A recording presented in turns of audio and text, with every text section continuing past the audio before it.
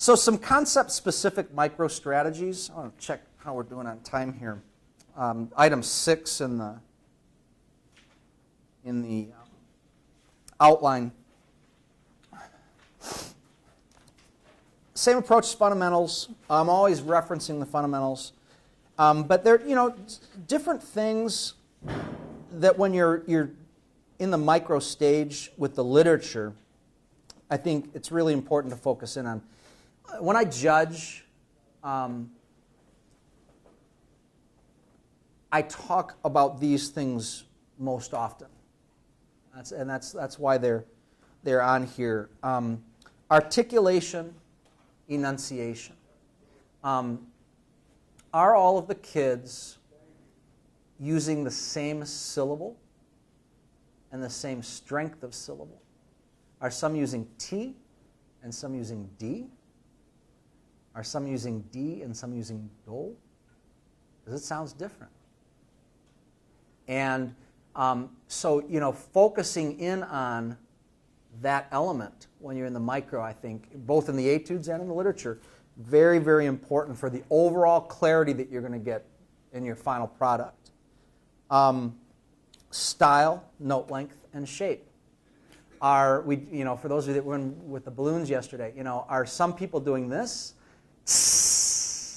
and some people doing this? Well, that body of the chord is going to change color if your trumpets are playing a more sustained decay and your low brasses are playing a faster decay with a sustain. Does that make sense? You get to a passage in the music where it's D, D, D, D, D, D, D, D, D, D, D, D, D, for instance. And some people are playing D, D, D, D, D. Somewhere, the duration of each of those notes and the shape of each of those notes should match. And if you get this kind of an overlap from player to player, anywhere that there's a variance, that changes the texture and the timbre of your ensemble. So in the micro, really focus in on the duration of the air, the rate of and the shape of individual notes for musical style, which takes us to phrasing, getting past the individual notes and getting into the length of the phrase. And through this 8-measure phrase, are they pacing consistently? Or is one trumpet continuing to crescendo a little sooner than everybody else and sticking out of the texture? And are the flutes, because they've got 4 ledger lines above the staff, not decrescendoing quite as much as the rest of the ensemble, so it becomes treble heavy as it contours back down? Does that make sense? So really focusing in on the pacing of what they do with their air in individual notes as well as the length of the phrase, and understanding what where the unique demands are. Because sometimes that decrescendo is way harder for your first clarinets than it is for your first trumpets because of where it's voiced. And you're going to have to focus a little more energy on that. So when you get into score study, and I referenced the other day, how I go through and establish layers within the score and study the parts so that I know how they all relate to one another. But before the rehearsal, I think many of us in this profession are reactive on the podium rather than proactive. I just had a conversation with my assistant about this last week. And I was asking him questions. He's a young teacher. I was asking him questions about a particular etude. I was sort of putting him on the spot. I showed him an etude and I said, I'd like you to tell me which notes in this etude are problematic for the trombone and why. Deer in headlights. All right, how about the flutes? You're good deer in headlights because he's a brass player. Why don't you know this? I said, I can get it done faster than you. I'm on the podium. You're not. I said, you need to be able to answer. If you know your score and your pedagogy well enough that you can begin a rehearsal anticipating. You don't have the crystal ball, but you can do a pretty good job of predicting where those problem fingerings are, where those problem voicings are, and know where the intervallic content, is it a whole stepwise motion that's whole steps to half steps, and knowing that those half steps are going to tend to be sharp in the ascending passage and flat in the descending passage, and why. And if you can be proactive and plan your lesson plans around those things, rather than running it and reacting to what you hear. I'm not saying that we aren't reactive, we need to be.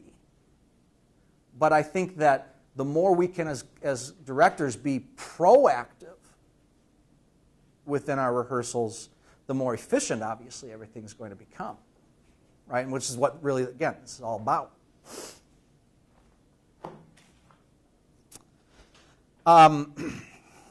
Balance, tuning, melody, chords, intervallic leaps, runs, flourishes. Balancing to the melody. It amazes me how often, if I'm judging groups, I tell them I'm having to work too hard to hear the primary melody. You look at the score and everyone's marked forte. And your second and first alto saxophones have the melody. And the entire brass section is either playing harmonic carpet or a rhythmic motor. And you wonder why you can't hear those 4 alto saxophones. Well, the brass is playing forte. That's what's written on the page.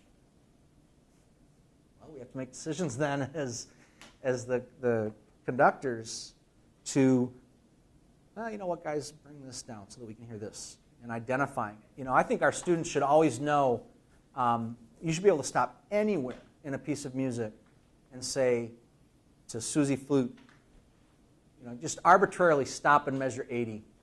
Susie Flute, who should you have been listening for there? Well, the first trumpet said the melody, Mr. McGrath. Yep, good job. I don't know, Mr. McGrath, weren't you listening when we discussed this 2 weeks ago? Didn't you write that in? So balancing to the melody, balancing the chords appropriately. We talked the other day about root 50% of the sound, fifth 35% of the sound, third 15% of the sound, pyramids within the pyramids. Intervallic leaps. Intervallic leaps are just brutal. Stepwise motion is much easier to control. So anytime that you see in your music intervallic leaps, you're going to have to focus in on that. And you're going to need to know, what do those leaps cause pedagogically? If the brasses are jumping from partial 2 to partial 5, so they're going from an in-tune partial to a flat partial, might not cause too big of a problem. But if they're going from partial 2 to partial 6, they're going from an in-tune partial to a sharp partial, or even partial 2 to partial 3 for that matter. Just a basic open fifth interval. Well, it's going to be a sharp note anyway, and the wide leap up makes it want it to be more sharp. So teaching the kids these things through the etudes and identifying it in the score and planning will really help. And these are things you address in the micro. Runs and flourishes. I talked about this the other day, but some of you weren't there.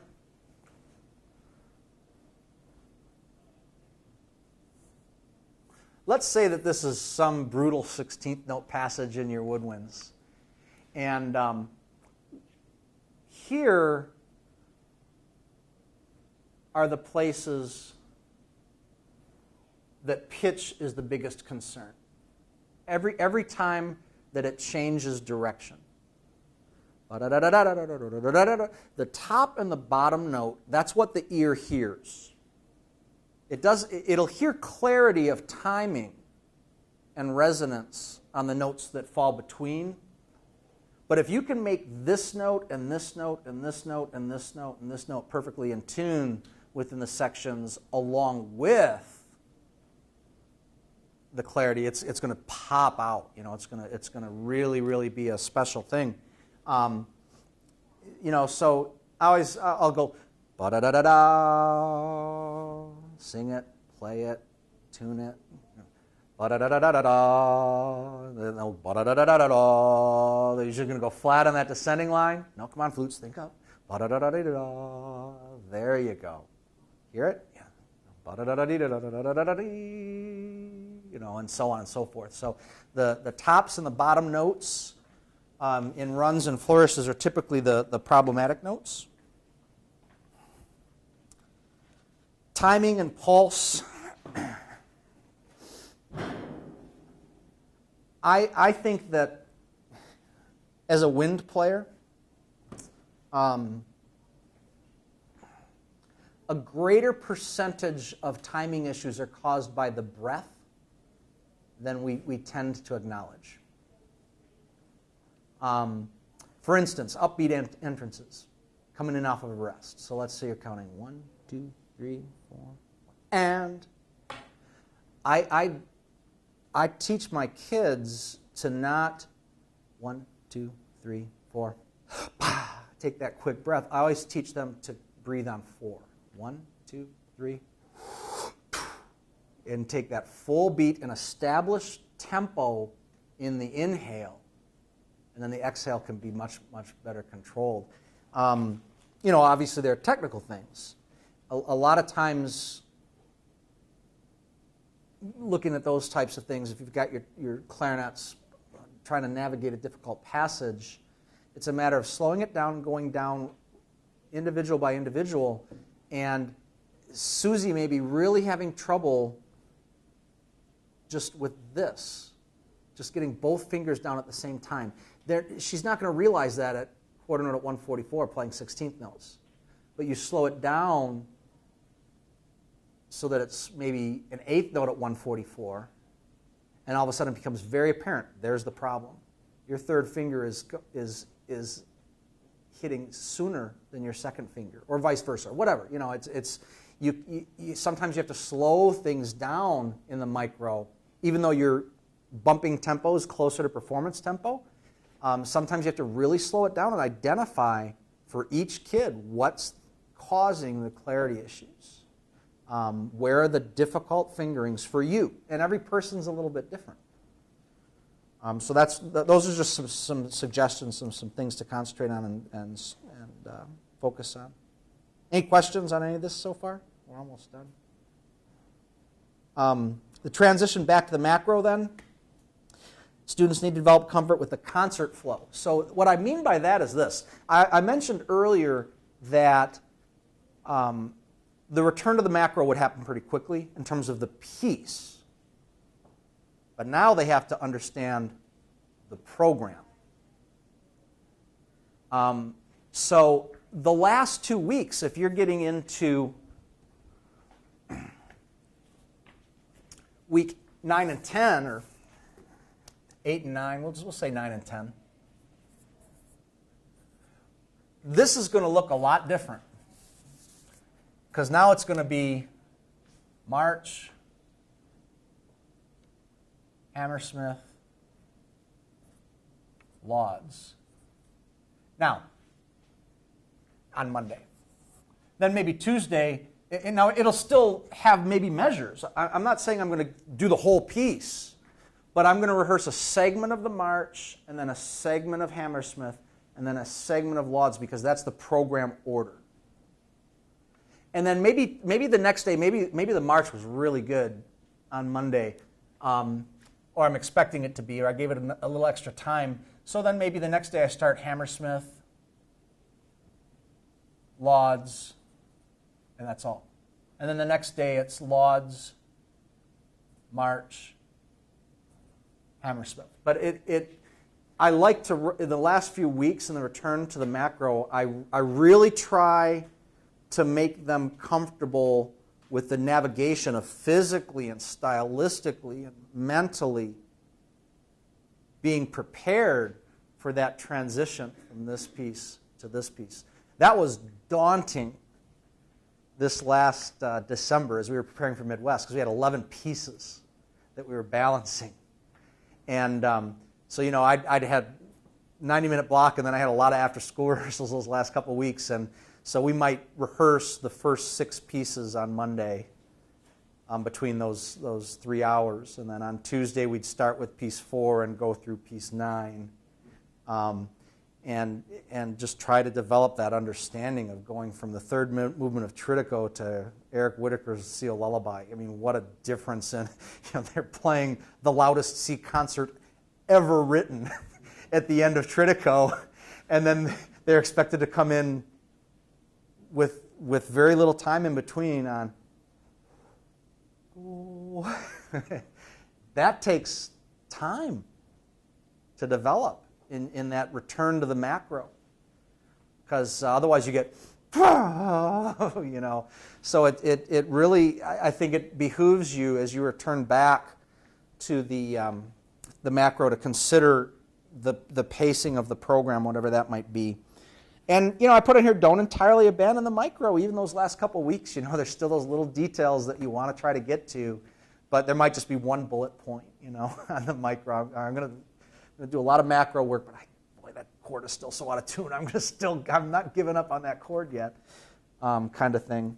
I've got a question, Dave. Yeah. And this is, I'm just curious about the Midwest preparation, and you were preparing for that, and you were playing difficult music like Tridico. Did some of the other things that were like grade 3 and 4 that you prepared for Midwest, did they get the same amount of time as that? Well, that's a good question. We were committed to making the grade 1, 2, 3s sound every bit as prepared as the grade 6s. I did not, and we had guest conductors and I just guest soloists. And I really wanted every piece to have the same level of comfort. So, yeah, of course, a piece. Now, the third movement. We just played the third movement of Tridico. It's 2 minutes and 45 seconds long about when it's played up to tempo. But boy, there's a lot of notes in that 2 minutes and 45 seconds. So it got a lot of rehearsal time. Did it get more rehearsal time than our grade 1 stand-up and swing chart? Absolutely.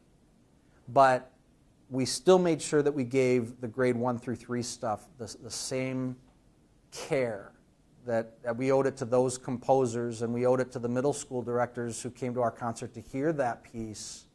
We owed it to them to make that as prepared as the pieces that we were playing for, exposure to high school people or college people. So, yeah, we did. It was interesting, what I did with the kids. We played 11 pieces, and I want to say at the end of the school year, I had the majority of the program picked, not all of it. I think I may have had 7 or 8 pieces picked by the end of the school year. And so we had a meeting with the kids and the parents one night, and at the end of the school year before the summer. And each kid received a folder with all their music for those 8 pieces and a CD that had recordings of all of them. And we listened to the CD together. And after we listened to the first piece, they had a piece of paper or a packet that said, moving parts, and just blank space, and Pathfinder of Panama, blank space. And so we'd listen to it, and then I would give them notes, and I'd say, I want you to prepare this summer in this way. We didn't rehearse, but I said, at this tempo, I want moving parts at this tempo. I want Tridico, notes and rhythms figured out and clean at a tempo of quarter note at 110 by the first day of school. And they did it. I mean, I came in the first day of school, and they did it. They practiced their butts off all summer. Was putting a lot of trust in them, not rehearsing. Now, they were a little frustrated because there were 2 of those 8 pieces that we ended up changing over the course of the summer. So, the first day of school, I was like, okay, hand this one in. What? Sorry. But at least it got them started. And it kept, the biggest goal for me was I didn't want to have to recover their chops. I wanted to hit the ground running. And they practiced enough that they were in shape, and we didn't have to recover their sound. So, the last thing on there then is the macro sample lesson plan. Run, spot, run. That's what I mean by run, spot, run is I'll run the beginning to G of the march, and then whatever. This is where I am a little more reactive. In my lesson plans, I just put run, spot, run.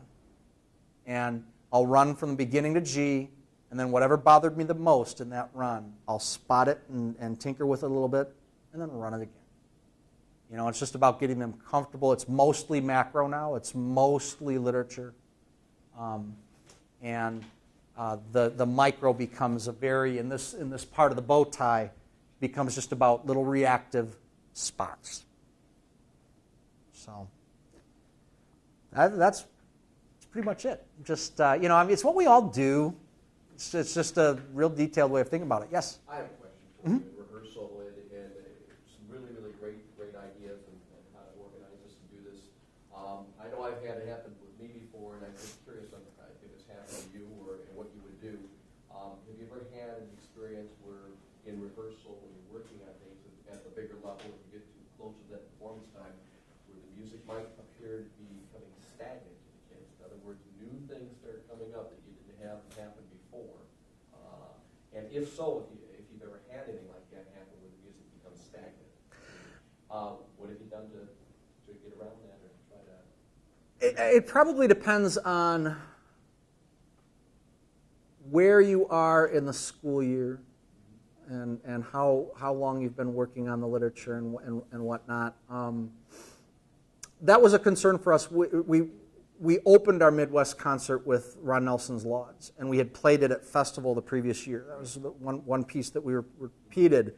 I wanted to open with something that the majority of the kids had played, and they were really confident because it's such a nerve-wracking performance. And there was a period of time where we ran that risk, but I put it in maintenance mode. So I stopped trying to detail it. And I just pull it out. It was probably from about early October through early November. About the month of October, I barely touched Lauds, even though it was our first piece, because we put a lot of energy into it in the beginning, and I felt that. I felt like they were... So I backed off from that and just didn't spend as much time on it. And then it became a fresh piece for them again. The other thing that when that happens, I think it's just a matter of changing things up a little bit. Armenian dances this year, they after Midwest, they had worked so hard that the technique for Armenian dances wasn't really, they played the snot out of it. So for the first time, I think probably ever in my teaching career, the 3 weeks before festival, we just started handing out grade 6 pieces that we were starting to read and decide what do we want to play in May. And you know what I mean? Like I think if it starts to get stagnant, now if you feel like it's getting stagnant and it hasn't peaked yet, then I think that's a matter of, do they really truly understand what they have to communicate? If that makes sense. I think there's 2 ways that it can stagnate. One is a stagnation where they're real close to peaking, and one is a plateau where it sort of stops that forward momentum and maybe takes a little bit of a step back, but it's different. They haven't reached that peak yet. I think this is usually caused by a lack of understanding of the concepts involved for the performers. And maybe they're not buying in. I mean, the reality is sometimes they just don't like a piece of music as much as we do. And, we think this Bach chorale is very valuable And you're going to play it, by golly, at festival, and you're going to learn from it. But, you know, the reality is some of the kids that may not be their favorite piece. And then I always just talk to them about, you know, we owe it to the audience to not let them be able to tell what was our favorite piece. The performance should be what we're about. You know, when I clinic middle school bands all the time at our festival event, and I ask them without fail, how many of you the march was your favorite piece? You know, a few hands will go up. And how many was your second piece, the favorite piece? And then how many was your third piece? And all the hands go up. I'm like, I couldn't tell. Why didn't you have that same level of energy in the other ones? You know, and these are just little 7th graders, but it's about instilling in them the obligation that we have as performers to maintain the integrity of the composer's intent and to communicate it. The people are there to hear us, and we owe them our best effort. I don't know if that, you know, addresses the question. So, any other thoughts? I sure appreciate you guys. I wish you had talked more, but thanks for the questions you did ask, and I appreciate you taking the time to come in and share it with me. So, hope you enjoy the rest of the week. It's been an honor to be with you guys this week, so thank you.